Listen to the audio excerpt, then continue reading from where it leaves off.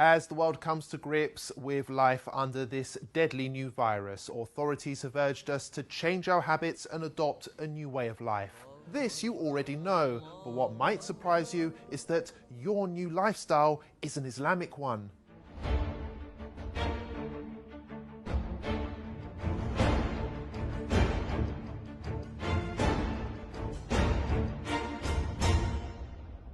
All Muslims believe that the Quran is both a holy text and a guide on how to live a healthy and productive life.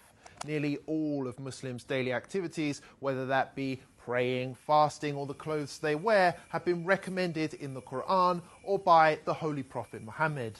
And for years, many of these practices have been ridiculed by non-Muslims who accuse them of being backwards, weird, or straight up offensive.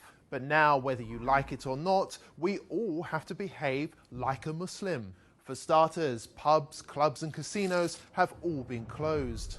In some cases, medical experts urged for a complete halt on alcohol consumption because it makes the virus worse, prompting some countries to ban its sale outright. People are prioritizing hygiene and washing more regularly throughout the day, just as Muslims wash before their 5 daily prayers. It's even become socially acceptable not to shake hands, a typical Muslim practice between men and women, which was often branded insulting in Western culture.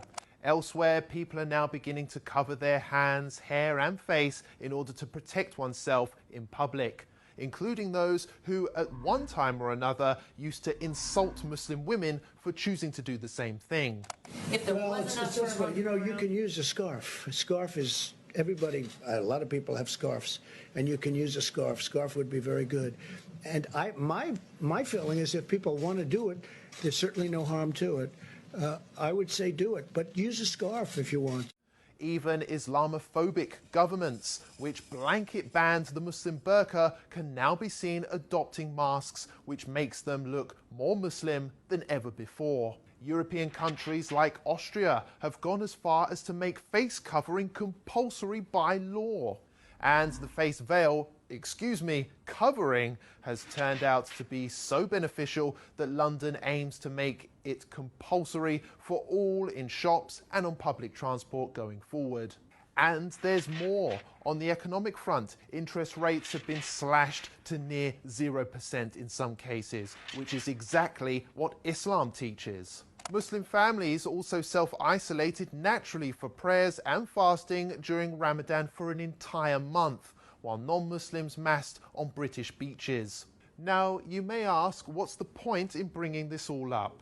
Well, the fact is, Muslims have been subjected to years of hate just because they love their faith. It's worth highlighting that it took a global pandemic to prove that Muslims have been right all along, and perhaps it's Western values which need reforming rather than Islamic ones. Remember that the next time you have something nasty to say about Islam.